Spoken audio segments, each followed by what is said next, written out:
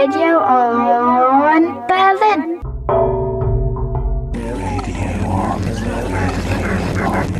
So this is a new programme on Radio On. Here I am with David Gordon, and we need a name for it.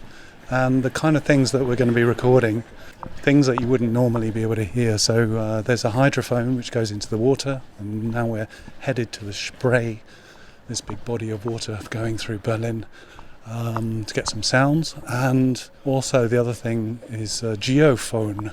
Initially it was made for seismic activity, to record that kind of thing. So it records really sub-frequencies, again, which you wouldn't normally hear. So if you mix hydrophones and geophones and stuff, can you come up with a title? Putting Dave on the spot here. Yeah, you really did. Hydrophones and geophones mixed together. Yeah, so not get run over on the way though, or even maimed. You were saying before about unheard Berlin. Well, you said invisible Berlin, and then I said the ineluctable modality of the audible, which is from Joyce, and I was just trying to make myself seem clever. It's from which book is which? It's from Joyce? Ulysses, where Stephen Dedalus is walking along the beach, and he talks about the ineluctable modality of the audible and the ineluctable modality of the visible. And really, what he means is, provided you have the senses of sight and hearing, that you just can't avoid hearing and seeing things. Everywhere you look, you're looking. Everywhere you go, you're hearing something. True. Anyway, where are we? Mostly unheard of. How about that? Mostly unheard of. Good to end a sentence with a preposition. Why? Enlighten me. What are they teaching you in those British schools? Good question. British history, mostly. Yeah, sure. What did you learn about British history? Fight them on the beaches. Anything else? 1066 was the battle of television, apparently. That's how television was invented, because this guy got an arrow in his eye. You're mixing up your Doctor Who episodes there. Something to do with that. I'll have to look it up. I have to look through all my copious notes when I was 16 years old. Oh yeah, this tree looks very sun-drenched. It is summer here in Berlin, by the way. But this tree is brown. Yeah. Is it dying though, or is it just sleeping? I think it's dying. Are you still recording me? Well, I may as well. I just love this world. Yeah, this world. The headphone show. The mortals. The immersive headphone show. What about that? No. Flabbergasted that you don't know what I'm talking about the preposition thing. I don't know. What? Can you give me a definition of a preposition? A definition of a preposition. These little words like to and with and at. Yeah, exactly. And. You know well what a preposition is. Spindly words. Connecting words. Connection words? Yeah. The connections. Yeah, I guess so. Can you explain me one thing? No. I've noticed recently while reading, I was always told that when you say and, then you never have a comma after and. Well, this is the Oxford comma. If you have, it's hard to explain actually off the top of my head, but you might want to put the comma if you really want to show that the thing is separate. So you could say, like, I'm going to record audio with Dave, and Adrian is sick. You know what I mean? Yeah. Because you could say I'm going to record audio with Dave and Adrian, but you want to say I'm going to record audio with Dave, comma, and Adrian is sick. For me, I just thought that was a no-no, that you can never have a comma after an and. But you've seen them. I have, I have. It can't be a no-no. Well, I mean, you can do what you want with language, can't you, I guess? No, you can't. No. For example, you can't end a sentence with a preposition. Okay, we've gone round in circles, haven't we? Of course you can end a sentence with a preposition. This just was frowned upon by grammar fascists. That laugh that seems like I understand, but I'm not sure I do. Here we are on Köpenicker Straße. Look at this rusty gate. Yeah. Should we do the rusty gate? Let's do the rusty gate. What does it say? Feuerwehr, Einfahrt, Freihalten. And it's all locked here as well. So if it burns down this place, then it's their own fault. Okay, so first sound here.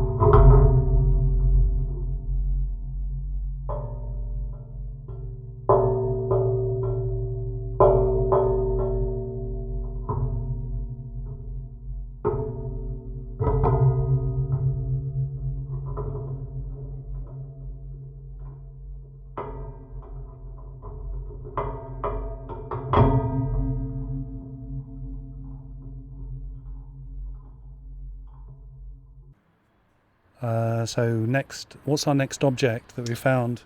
It's a grill over a window, over an industrial sort of warehouse type window. Or factory space, huh? Yeah. Okay, let's do it.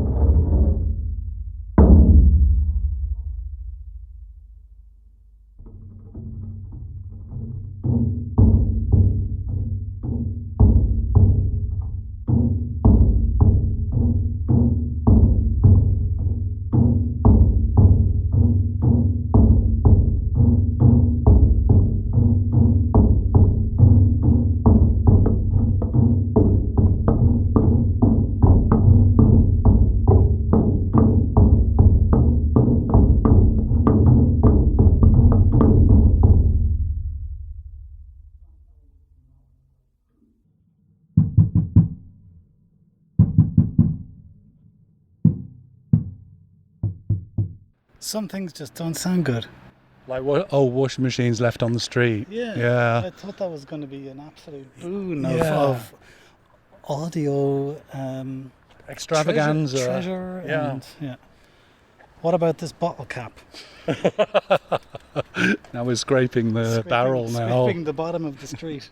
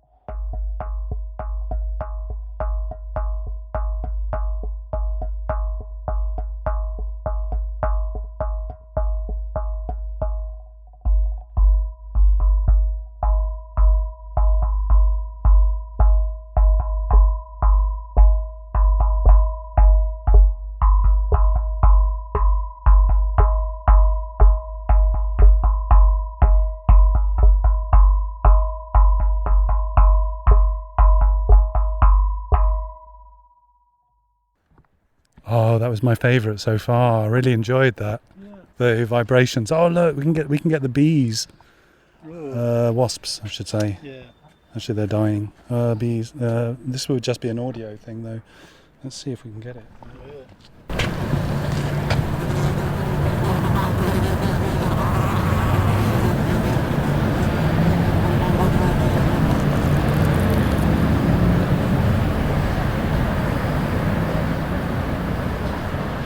Do you want to save one of them? Save some? Should we knock it over and then because there's one drowning at the moment. I am not a fan of wasps. Yeah, but he's either doing the backstroke or... Yeah. But I can help him, look. Adrian. Oh, another one. Saved, yeah. That's another bee in my bonnet. Oh, God. It's more like a wasp in your sock. Here we are at the enormous expanse of the spray. Whoa, incredible! And there's a broken down, smashed island in the centre made of stones. A recording spree. Exactly, recording spree. That could be the name of the show. Oh.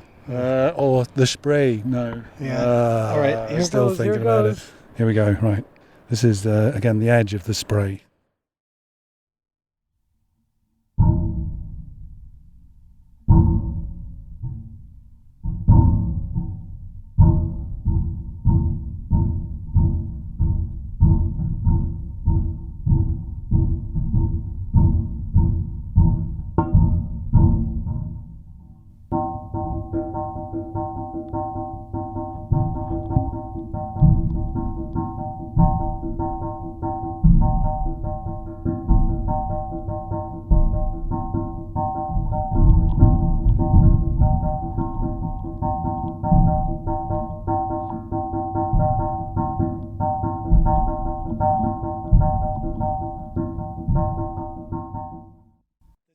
TV tower. Yeah, let's dig it up. Yeah, it's so near and yet so far. Just right there. You could just reach out and grab it. Yeah.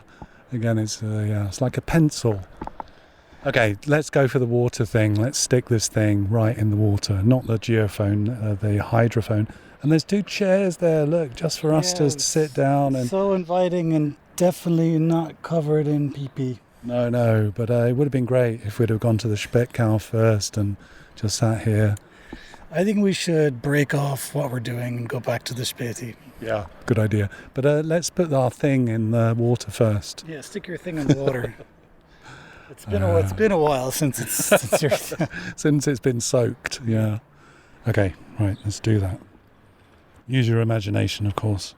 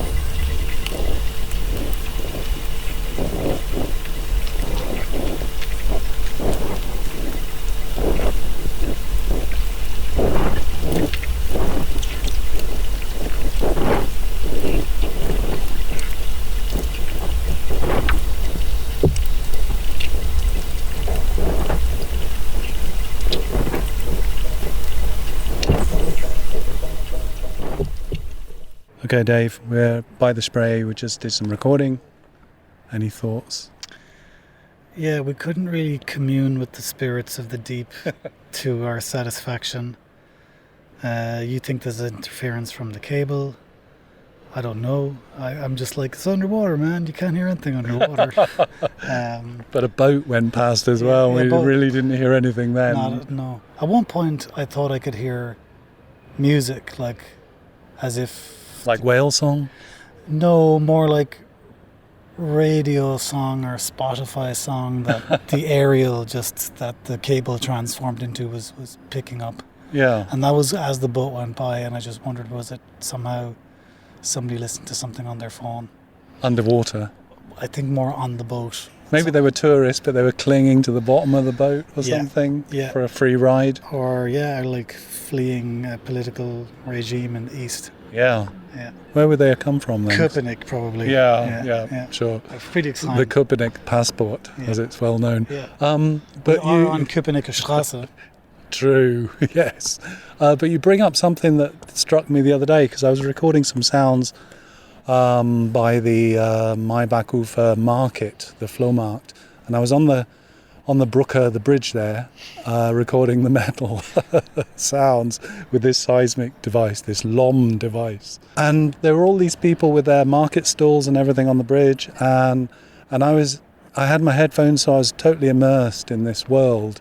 And I was there for about 10 minutes recording, and I was watching the waves, and I was completely mesmerized by the waves. You know, it took me into a different kind of brain state, or a totally different feeling. And I was recording the water. Oh no, actually, yeah, I was recording the seismic activity. I was recording the metal bridge. So not the water, but it put me into a different state. That seemed to be what it was, until the wind blew and someone's stall crashed against the bridge, and the sound was so loud that I had to stop, because it took me out of it, I must say. It destroyed the feeling somewhat. Yeah. But you don't need me here at all. I need the wind. Yeah. But it's a beautiful, there's not a cloudless sky apart from these little wisps of where aircraft have, these are the gone. contrails, man. Yeah. Controlling exactly. our mind. Yeah, so if we can't control your minds with this show, then maybe... That's why the mic wasn't working. Yeah, exactly. Yeah, they're trying to block us out, man. They're trying to block us out. These field recordings, they don't want them to go out. They don't want you to know. It's true. Do you know what I want to know, though? You want to know where the nearest Bettgalv is? Yeah. I want to know the taste of Club Mate on my tongue. Can you describe what Club Mate is? Because some of our listeners have never heard of it. It is like the golden elixir of life. It is a highly caffeinated, carbonated iced tea with a hint of this South American mate tea extract. It tastes like sparkling water with a cigarette dipped in it. It is absolutely fantastic. The first mouthful won't impress you, but by the time you finish the first bottle, you'll be hooked, and thousands of your euros, if you live in Berlin, over the course of the rest of your life will go into buying more Club Mate. When can you get your next Club Mate? I see my days meted out in Club Mates. Okay, Dave the Gaucho. Oh no, there's another boat coming. Should we record this boat as it goes past? Sound exactly like the previous. It's got to come this way though, isn't it? It's got to come on this side. Does it? Now I think, yeah. Shall I drop my little thing inside the? Shall I unfold my thing? I think I can't look at the disappointment on your face for a second time. Okay. Yeah, I think it was sponsored by Club Mate actually. This program. I wish, man. I would be happy to be just paid in Club Mate. I don't need any. There you go. Okay. Oh, I've got to get this. I've got to drop my blue thing in the water. Oh, I've got to get this. It's definitely got a motor. Nothing. It's got a motor. You'll hear nothing. It's got a motor, man.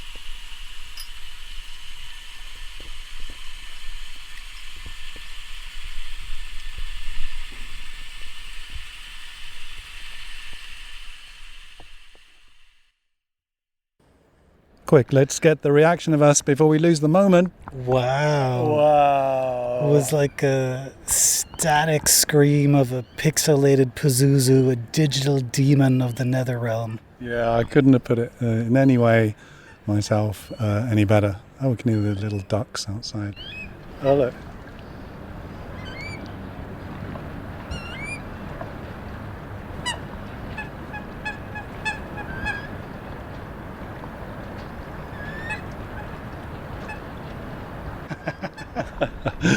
We almost lost the cable then because I unplugged it before Dave. In your euphoria, you unplugged it before I took a hold on the other end. Yeah, well, these are lessons, aren't they? To you people out there that are trying to do the same thing. It's not as easy as it looks, you know. Yeah.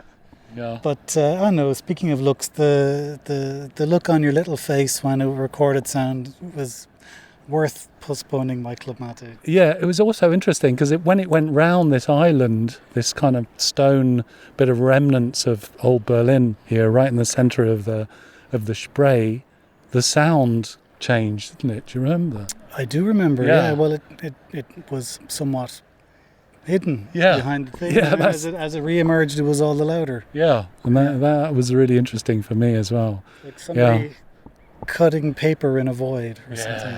Yeah. But doesn't it have a weird, like, demonic, staticky sort of sound? It's a bit hellish in a way. Oh, really? I didn't think of it as a like that so much.